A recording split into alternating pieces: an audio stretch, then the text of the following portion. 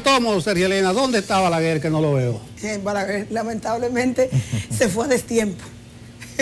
El presidente Balaguer realmente, ojalá nosotros haber podido tener al presidente Balaguer muchos años más, aunque era yo creo que demasiado pedir. No deja un legado, no deja un legado. Pero cuando tú te refieres a dónde está Balaguer, es dónde están los discípulos de Balaguer que no han podido asumir, ¿verdad?, una candidatura presidencial luego de que falleció, ¿verdad?, de no estar entre nosotros.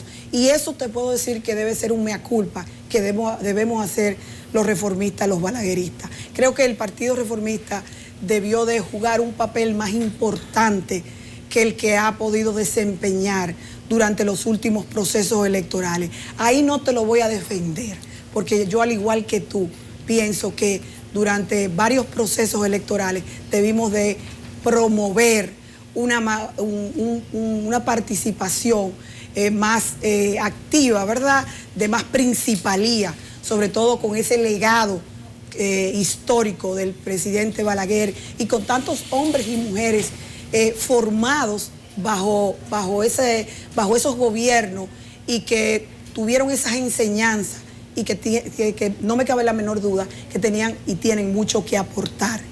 Pero esa es la política. Ahí esa te la voy a dejar de tu lado. Sergio Elena, la selección tuya como compañera de boleta de Leonel Fernández, la vimos, o sea, lo que observamos y analizamos los procesos, entre otras cosas como una distinción a un aliado.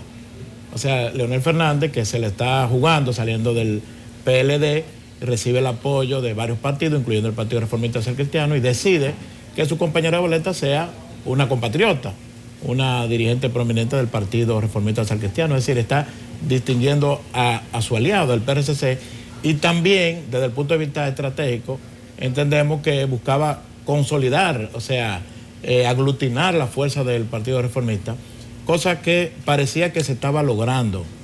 El Partido Reformista en los últimos procesos ha tenido un error sistemático, o sea, un comportamiento políticamente no rentable, que es que institucionalmente se apoya a un candidato y siempre hay un sector, un grupo que apoya a otro candidato, a otra coalición.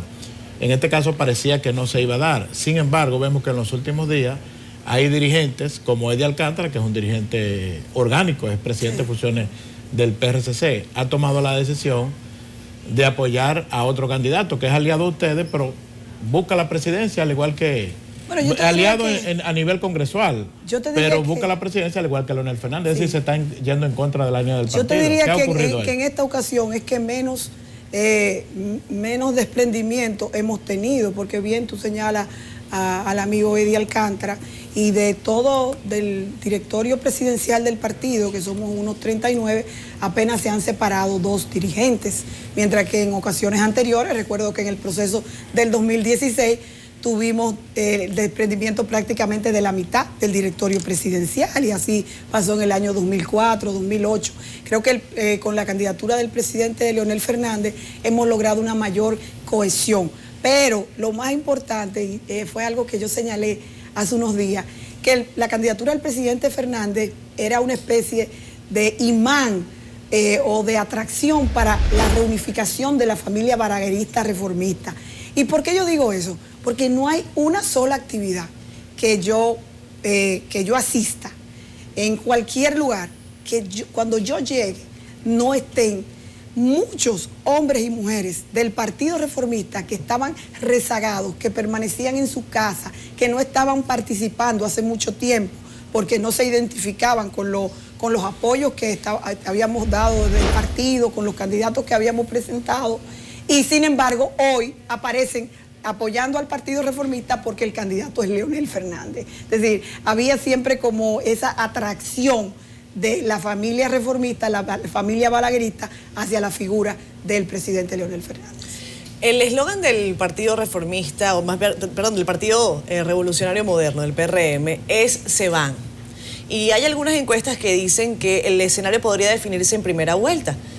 Si el escenario se define en primera vuelta con el PRM ganando, y se cumple ese eslogan que es se van todos. Se va el Partido de la Liberación Dominicana, se va el Partido Reformista, se va Leonel Fernández. ¿Qué pasaría, Sergio Elena? Mira, no veo posible que eso pase, pero no veo por qué se va Leonel Fernández ni por qué se va el Partido Reformista. Podría ganar un partido, pero nosotros no vamos para ningún sitio, nosotros nos quedamos como partido. La Fuerza del Pueblo ha surgido en este proceso, obviamente pues va a quedar muy fortalecido, y que no veo posibilidad de que, porque fue algo que ya lo discutimos hace un momento, que estas tres fuerzas van a jugar un papel que va a determinar que tengamos que ir a una segunda vuelta. Pero los que se van son los que están en el palacio, los que están gobernando, esos son los que se van. Y sí, tengo que aceptar y tengo que coincidir con muchos sectores de que hay un rechazo muy, muy marcado hacia esa cúpula palaciega, hacia ese PLD que representa hoy en día el sector oficialista. Bueno, hay una trampa, porque en el se van ese está lo que tú decías al principio, de que mucha militancia de la Fuerza del Pueblo son empleados públicos, sí. Obvio, entonces se irían también. Pero a donde voy es a lo siguiente. La vicepresidenta Margarita Cedeño ha puesto su impronta al programa Progresando con Solidaridad. Entonces uno piensa, si gana Leonel Fernández, si eso pasaría a manos de su vicepresidenta. Pero más concretamente, ¿cuáles son las políticas sociales de ustedes, independientemente de la vicepresidencia y del programa Solidaridad? Mira, no podemos olvidar que esos programas de gobierno, pues esas políticas públicas que se están implementando desde el Gabinete Social hoy en día, fueron creación de los gobiernos de Leonel Fernández, tanto la tarjeta de solidaridad, el bono luz, el bono gas, y Progresando con Solidaridad era un programa que en principio llamaba Progresando, que lo manejaba la primera dama en ese momento, doña Margarita Cedeño de Fernández.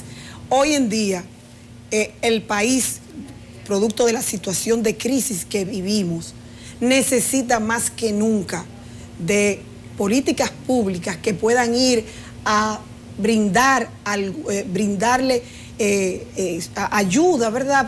Puedan brindarle asistencia a tantos hombres y mujeres, a tantas familias que se están viendo afectadas. No solamente ya las 800,000 familias a las que les llegaban a través de los programas de solidaridad, sino a otras que se ven incorporadas en estos momentos por la crisis que hoy estamos viviendo producto del COVID-19. Entonces, desde el gobierno del presidente Fernández y Sergio Elena, pues obviamente le daremos continuidad a los programas, a las políticas públicas en favor de erradicar la pobreza y de aminorarla.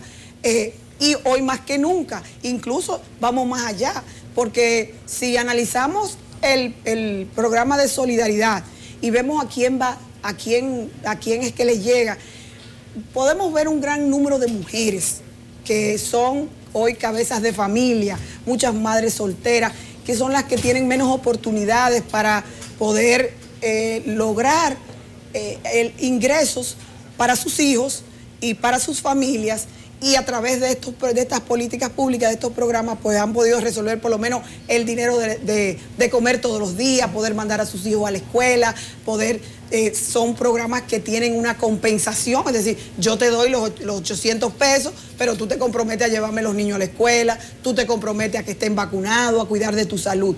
Nosotros planteamos que eso debe ir más allá, porque las mujeres sobre todo con el tema de las mujeres, no solamente queremos ser madres y queremos ser esposas, nosotros también tenemos sueños, queremos oportunidades para desarrollarnos, para estudiar, para poder insertarnos y ser en la economía, y lo hacemos de manera informal, pero esas oportunidades no necesariamente se le brindan a las mujeres, y tenemos capacidades no solamente para cuidar a nuestros hijos, a nuestra familia, porque hoy yo estoy sentada aquí y yo voy a ser la próxima vicepresidenta el 16 de agosto, pero yo tengo 3 hijos que son profesionales y que yo he tenido la oportunidad de criarlo bien, y soy esposa y soy madre de familia, pero yo también soy una profesional. Ahora, yo tuve la oportunidad, a través de las políticas públicas que vamos a desarrollar desde el gobierno a partir del próximo 16 de agosto, vamos a crear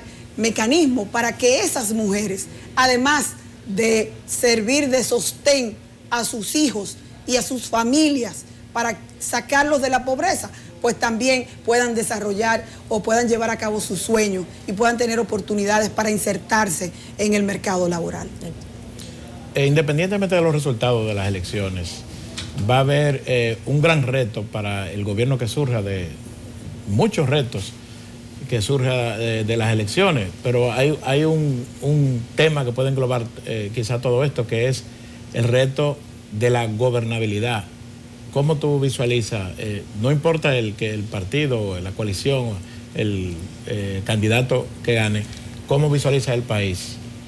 Mira, con esta crisis, la pandemia, los efectos, el reto de reactivar la economía. Pero tú te refieres a la gobernabilidad en términos de la economía, ¿verdad? En sentido general. Sí, porque debemos ver dos aspectos. Lo que tiene que ver con la crisis económica que hoy estamos viviendo, producto de esta pandemia. Y bueno, también la gobernabilidad, porque puede que surja un gobierno que no tenga mayorías en el Congreso. Y el Congreso aparentemente va a ser más diverso. Exactamente, mucho más diverso va a ser, que es un punto, que es algo muy positivo. Porque si algo ha contribuido y ha afectado la institucionalidad democrática de la República Dominicana, es que todos los poderes han estado en manos de un solo partido, del partido de gobierno. Pero fíjate, lo que tiene que ver con la crisis, hoy en día no es que estamos en el peor momento.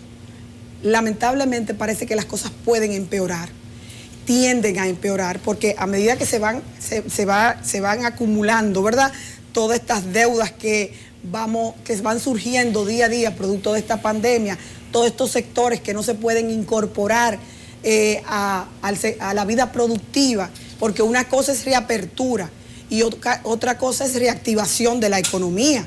Yo puedo reaperturar el sector turístico y abrir todos los hoteles y abrir los aeropuertos el día 1 de julio, pero eso no significa que los turistas van a llegar. Entonces, ese sector de turismo no necesariamente se va a reactivar y eso va a generar o va a continuar generando cada día una crisis mayor en el país, una crisis económica, porque estamos hablando de más de 7.000 millones de dólares que recibe el país por el sector turismo. Pero lo mismo pasa con las remesas. Hoy en día el país necesita de las remesas que mandan los dominicanos del exterior, que son más de 7.000 millones de dólares al año, y otros sectores también de exportación. Todo eso está en estos momentos en una situación de crisis. Entonces, ¿qué debemos hacer a partir del 16 de agosto? Tenemos que crear planes de contingencia para esos sectores, porque no podemos permitir que vayan a la quiebra de una manera masiva. Esta situación debe de detenerse en algún momento y debemos de tratar de preservar a nuestros sectores productivos. Pero eso no lo podemos hacer porque digamos, bueno, vamos a dar apoyo al sector turismo y vamos a poner muchos anuncios en el mundo de que aquí no hay COVID. No, la gente no va a venir aunque tú le digas que no hay COVID, porque es en sus países que hay una campaña para que ellos no viajen. Entonces, ¿cuáles son las políticas que vamos a llevar a cabo para aminorar el golpe en el sector del turismo? Pero no es solamente de los dueños de los hoteles, porque no es el dueño del hotel, ese tal vez aguante. Es el empleado de esos hoteles, porque cuando ellos lleguen a trabajar el 1 de julio, posiblemente se van a encontrar con una carta de cancelación, porque ¿a quién es que le van a dar servicio? Pero ¿y el sector informal?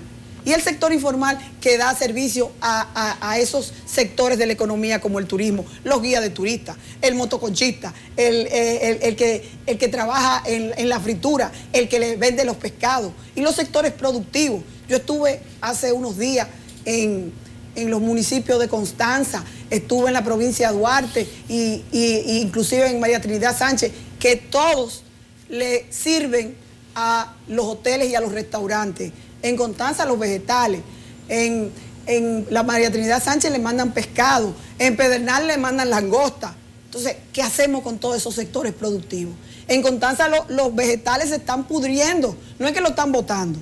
No es que lo están votando. Yo vi votándolo hace unos días, no recuerdo, en San José de Ocoa.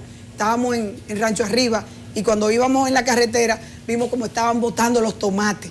Pero en Constanza los tienen que dejar podrirse en el terreno porque no tienen con qué sacarlo, porque esos productores hoy en día no tienen liquidez porque las últimas facturas que le debían los sectores, los hoteles, no le pagaron, entonces están descapitalizados. Entonces, hay necesariamente que crear un fondo de contingencia para poder darle apoyo a esos sectores. Entonces, tenemos el problema presupuestario.